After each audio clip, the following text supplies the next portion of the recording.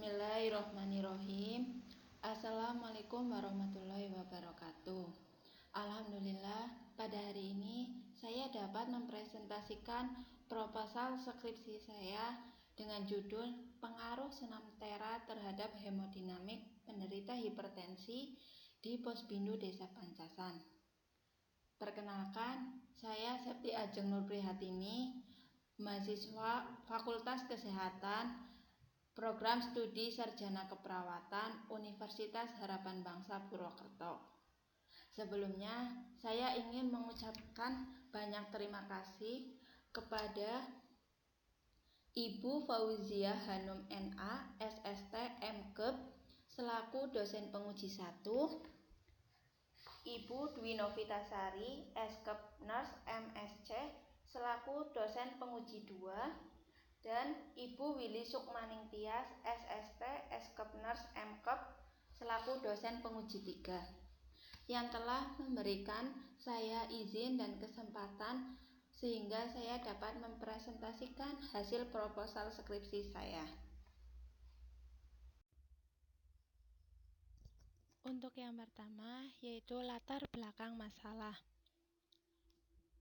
Hipertensi sendiri merupakan salah satu gangguan pada sistem kardiovaskuler yang dipengaruhi oleh ketidakstabilan tekanan darah. Kasus paling sering yaitu dijumpai pada kelompok lanjut usia, di mana terjadinya peningkatan tekanan darah yang ditandai dengan hasil pengukuran tekanan sistolik lebih dari 140 mm merkuri dan tekanan diastolik sebesar 90 mm merkuri. Hipertensi merupakan penyakit yang tidak menular yang menjadi salah satu penyebab kematian di dunia. Kerap kali, hipertensi disebut sebagai silent killer atau si pembunuh senyap, dikarenakan tidak semua penderita hipertensi menyadari akan penyakit yang dideritanya. Menurut hasil riset kesehatan dasar atau Riskesdas pada tahun 2018 menunjukkan bahwa prevalensi hipertensi pada usia lebih dari 18 tahun berdasarkan pengukuran secara nasional adalah sebesar 34,11%. Prevalensi tertinggi berada di Provinsi Kalimantan Selatan dengan prevalensi sebesar 44,13%, diikuti oleh Provinsi Jawa Barat sebesar 39,60%, Kalimantan Timur 39,30%, dan untuk Provinsi Jawa Tengah sendiri berada di posisi keempat dengan prevalensi 37,57%.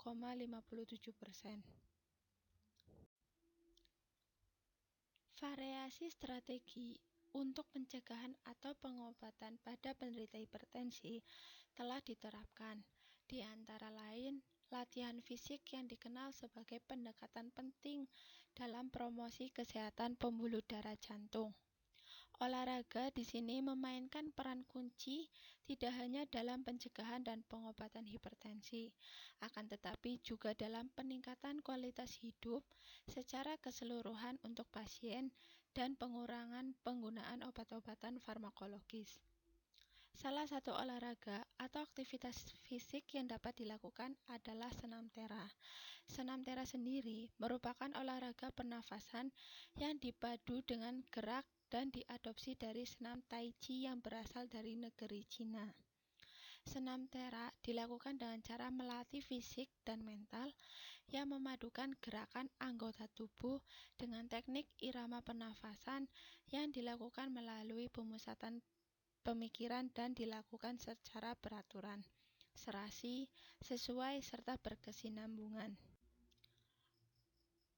Penelitian awal atau studi pendahuluan yang dilaksanakan pada bulan Oktober 2020, peneliti mendapatkan data bahwa di Posbindu RW 1 Desa Pancasan terdapat 102 penderita hipertensi dengan rentang usia 30-65 tahun. Hasil penelitian yang dilakukan pada 10 orang penderita hipertensi di lokasi penelitian menunjukkan bahwa rata-rata nilai hemodinamiknya sebagai berikut. Nilai rata-rata sistol 151,4 mm merkuri, Untuk nilai tekanan diastol 89 mm merkuri. Nilai nadi 83,4 per menit dan nilai saturasi oksigen 95,9%. Untuk nilai saturasi oksigen dapat dipengaruhi oleh beberapa faktor yang meliputi kadar hemoglobin, sirkulasi, aktivitas, suhu tubuh, dan lain sebagainya. Hasil wawancara yang dilakukan dengan Kader Posbindu dan Bidan Desa Pancasan didapatkan hasil bahwa kegiatan masyarakat di Desa Pancasan rata-rata adalah ibu rumah tangga dan buruh harian. Minat masyarakat dalam melakukan latihan fisik atau olahraga sangatlah kecil. Selain itu, di Desa Pancasan juga belum menerapkan kegiatan yang bertujuan untuk menurunkan tekanan darah pada penderita hipertensi. Kemudian, rumusan masalah. Berdasarkan dari data tersebut, peneliti akan melakukan penelitian dengan memberikan intervensi berupa senam tera yang akan dilakukan dengan intensitas sedang, yaitu 2 kali dalam seminggu. Karena belum terdapat intervensi tersebut untuk mengatasi atau mencegah terjadinya kasus hipertensi yang ada di Desa Pancasan. Dari data di atas dan fenomena yang ada, maka peneliti tertarik dan ingin mengetahui apakah terdapat pengaruh senam tera terhadap hemodinamik penderita hipertensi di Posbindu Desa Pancasan. Tujuan dan manfaat penelitian. Untuk tujuan, yang pertama yaitu tujuan umum. Tujuan umum dari penelitian ini yaitu untuk mengetahui pengaruh senam tera terhadap hemodinamik penderita hipertensi. Kemudian tujuan khusus, yaitu untuk mendeskripsikan hemodinamik penderita hipertensi meliputi tekanan darah, nadi, dan saturasi oksigen. Kemudian menganalisis pengaruh senam tera terhadap hemodinamik penderita hipertensi. Untuk manfaat penelitian, manfaat dari penelitian terbagi menjadi secara teoritis dan praktis. Untuk manfaat penelitian secara teoritis yaitu memberikan tambahan informasi dan pengetahuan tentang masalah pengaruh senam tera terhadap hemodinamik penderita hipertensi. Selanjutnya, manfaat secara praktis. Yang pertama, bagi penulis. Bagi penulis, bermanfaat untuk menambah informasi, pengetahuan, serta pengalaman dalam mengkaji pengaruh senam tera terhadap hemodinamik penderita hipertensi. Selanjutnya, bagi responden, yaitu mampu menerapkan senam tera terhadap hemodinamik penderita hipertensi sehingga hemodinamik penderita hipertensi dapat dipantau. Yang ketiga, bagi institusi pendidikan dapat menambah informasi tentang masalah pengaruh senam tera terhadap hemodinamik penderita hipertensi. Dan yang keempat yaitu bagi instansi terkait atau Posbindu Desa Pancasan bermanfaat menambah informasi mengenai pengaruh senam tera terhadap hemodinamik pada penderita hipertensi, khususnya di Posbindu RW 1 Desa Pancasan, sehingga dapat dijadikan bahan pengambilan keputusan dan antisipasi dari masalah kesehatan. Selanjutnya yaitu tinjauan pustaka. Pertama, hipertensi. Hipertensi merupakan suatu keadaan kronis yang ditandai dengan adanya peningkatan tekanan darah pada dinding pembuluh darah arteri.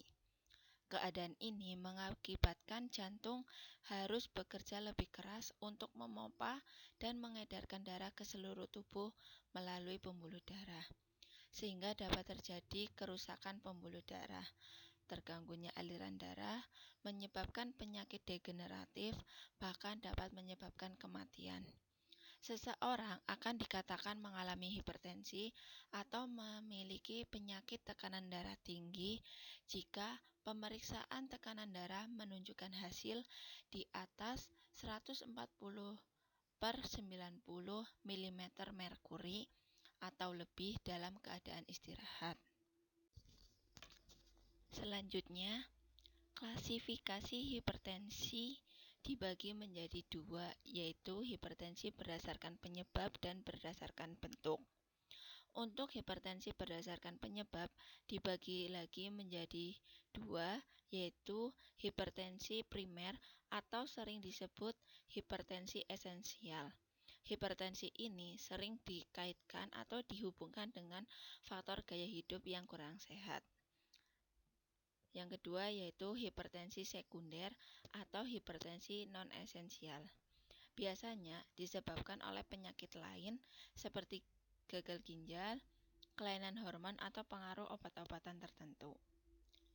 Sedangkan berdasarkan rentang tekanan darah normal dan hipertensi, World Health Organization atau WHO mengklasifikasikan hipertensi menjadi 5 tingkatan, yaitu normal, prehipertensi, hipertensi grade 1, hipertensi grade 2, dan hipertensi sistolik terisolasi. Untuk upaya pengendalian hipertensi dapat dibagi menjadi pengendalian farmakologis yang berupa pemberian obat-obatan yang terdiri dari obat diuretik, penyekat beta, golongan penghambat angiotensin converting enzyme, dan angiotensin receptor blocker, serta golongan kalsium channel blocker dan golongan antihipertensi lainnya.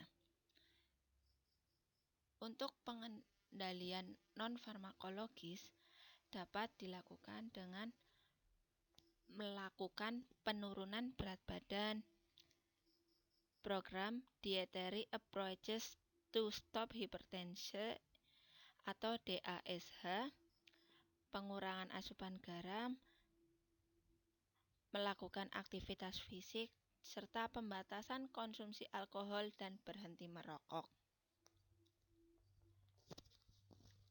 Hemodinamik merupakan ilmu yang mempelajari tentang peredaran aliran darah dan daya kekuatan yang ada di dalamnya.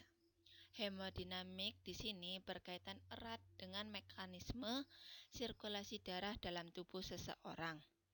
Komponen utama dari hemodinamik meliputi volume yang terdiri dari darah dan cairan, kemudian pembuluh darah terdiri dari vena, arteri, dan perifer, dan jantung sebagai organ pemompa darah. Pemantauan hemodinamik dapat dilakukan secara invasif dan non-invasif.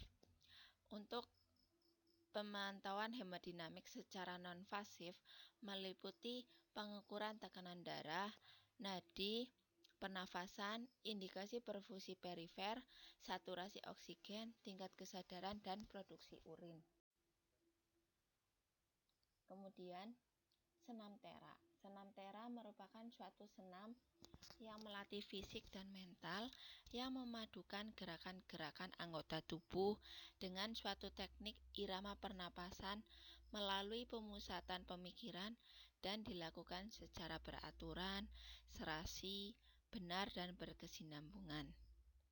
Senam tera juga dapat memperbaiki dan meningkatkan kondisi serta fungsi jantung dan peredaran darah, serta mengontrol hipertensi.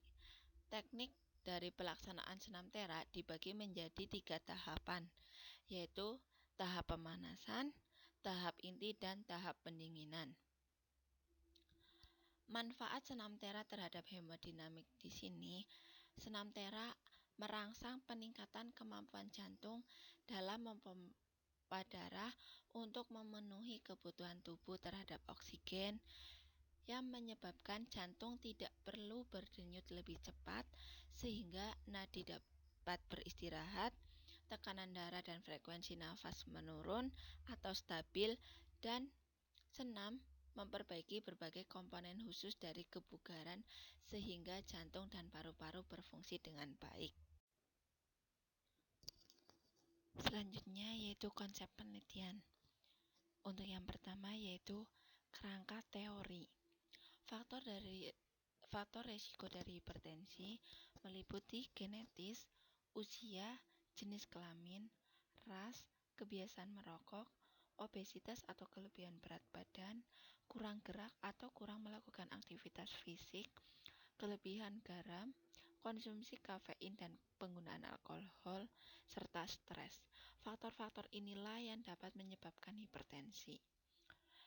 Upaya pengendalian dari hipertensi sendiri terdiri dari dua jenis, yaitu upaya pengendalian secara farmakologis, yang meliputi pemberian obat-obatan antihipertensi seperti penyekat beta, ACE inhibitor, dan angiotensin receptor blocker atau ARB, golongan calcium channel blocker atau CCB, dan golongan antihipertensi lainnya. Sedangkan upaya pengendalian non-farmakologisnya berupa yang pertama penurunan berat badan, yang kedua melakukan DASH atau Dietary Approaches to Stop Hypertension, yang ketiga pengurangan asupan garam, yang keempat melakukan aktivitas fisik, dan yang kelima adalah pembatasan konsumsi alkohol dan berhenti merokok.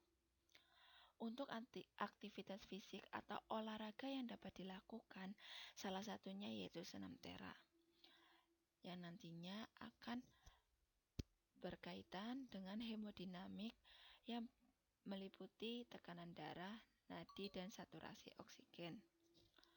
Kemudian untuk kerangka konsep. Kerangka konsep dalam penelitian ini yaitu yang pertama merupakan memberikan senam tera sebagai variabel bebasnya dan hemodinamik penderita hipertensi yang meliputi tekanan darah, nadi, dan saturasi oksigen sebagai variabel terikatnya. Selanjutnya, hipotesis penelitian.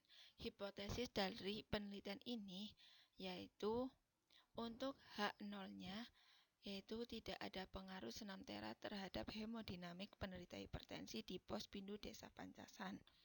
Untuk HA-nya, ada pengaruh senam tera terhadap hemodinamik penderita hipertensi di Posbindu Desa Pancasan.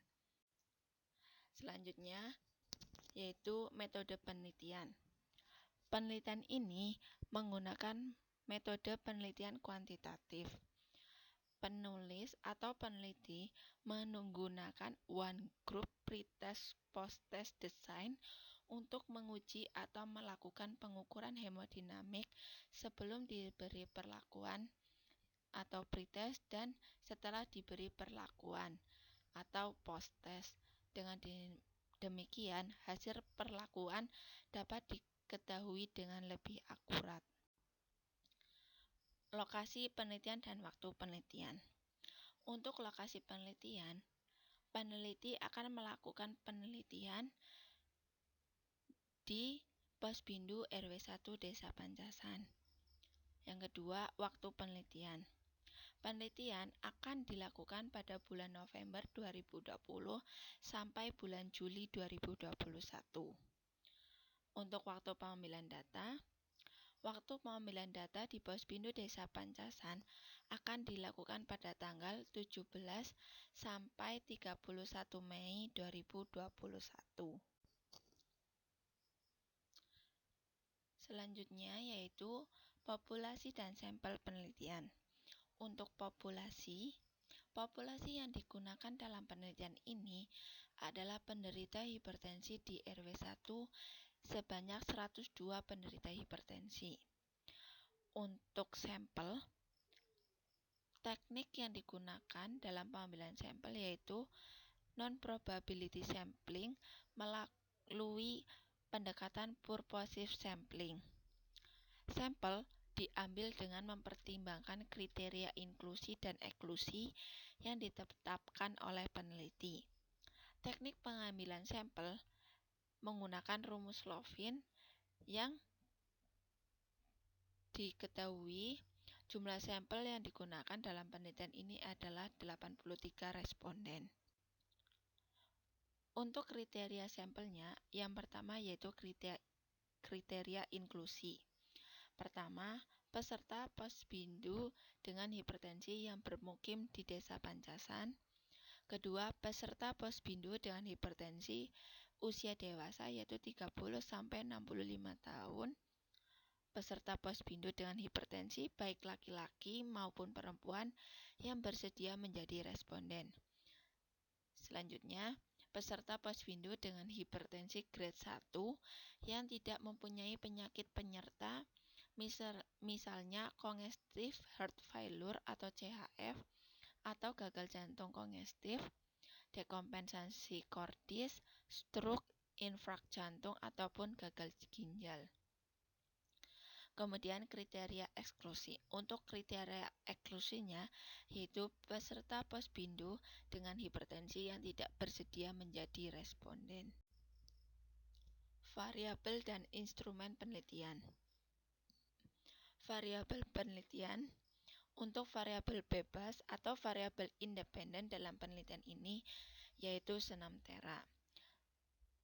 Kemudian untuk variabel terikat atau variabel dependennya yaitu berupa hemodinamik penderita hipertensi yang meliputi tekanan darah, nadi, dan saturasi oksigen. Selanjutnya instrumen penelitian. Instrumen penelitian yang akan digunakan dalam penelitian ini yaitu sphygmomanometer digital, stetoskop, pulse oximeter, jam tangan jarum detik, satuan acara pembelajaran senam tera, laptop dan speaker, serta lembar pemeriksaan.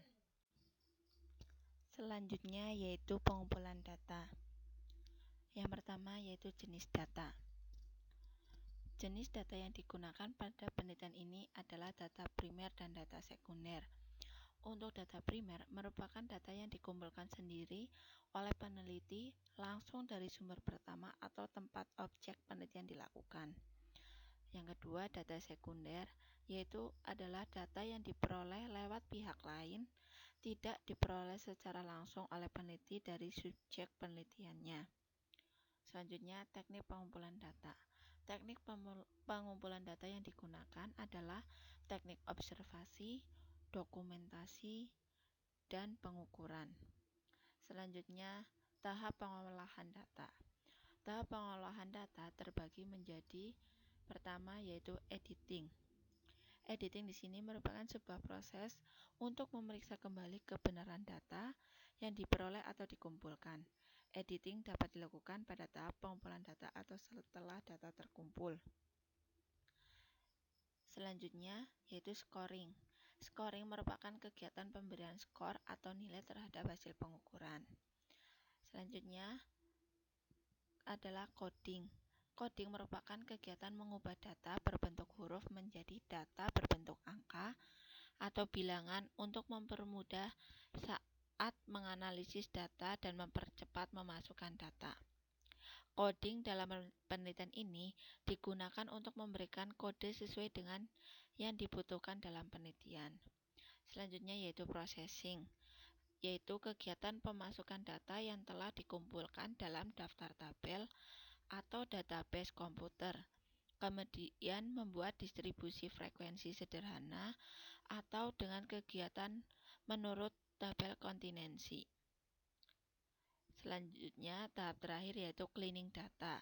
Cleaning data merupakan pengecekan kembali data yang sudah di-entry atau dimasukkan selesai dan sudah benar-benar bebas dari kesalahan.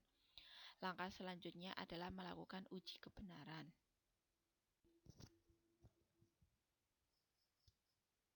Kemudian yaitu analisis data. Analisis data merupakan suatu proses memilah, mengolah, dan menyusun data hasil penelitian yang akan dilaporkan. Analisis data yang digunakan oleh peneliti yaitu yang pertama analisis univariat.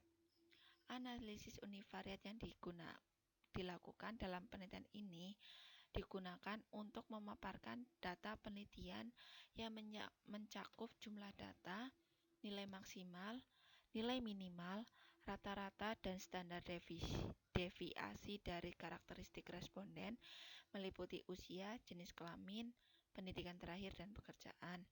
dan hasil pemeriksaan hemodinamik sebelum dan sesudah diberikannya senam tera. Yang selanjutnya yaitu analisis bivariat. Analisis bivariat yang akan digunakan pada penelitian ini adalah uji Bayreuth test yang digunakan untuk mengetahui ada tidaknya perbedaan antara dua kelompok sampel yang berpasangan. Kriteria penerimaan HA adalah jika nilai p-value signifikan kurang dari nilai alfa yaitu 5%, dan maka HA diterima. Dan jika nilai p-value signifikan lebih dari nilai alfa yaitu 5%, maka HA ditolak. Yang terakhir yaitu etika penelitian. Etika penelitian meliputi yang pertama yaitu informed consent atau lembar persetujuan. Merupakan bentuk persetujuan di antara peneliti dan responden penelitian dengan memberikan lembar persetujuan. Informed consent diberikan sebelum penelitian dilakukan dengan memberikan lembar persetujuan untuk menjadi responden. Yang kedua, confidentiality atau kerahasiaan. Data dan informasi yang dikumpulkan, kerahasiaannya dijamin oleh peneliti. Yang terakhir yaitu anonymity atau tanpa nama.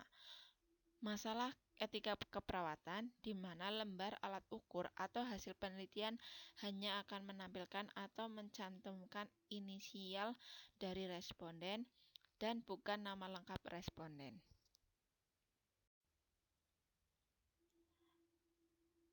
Sekian presentasi dari proposal penelitian yang akan saya lakukan. Terima kasih atas perhatiannya. Wassalamualaikum warahmatullahi wabarakatuh.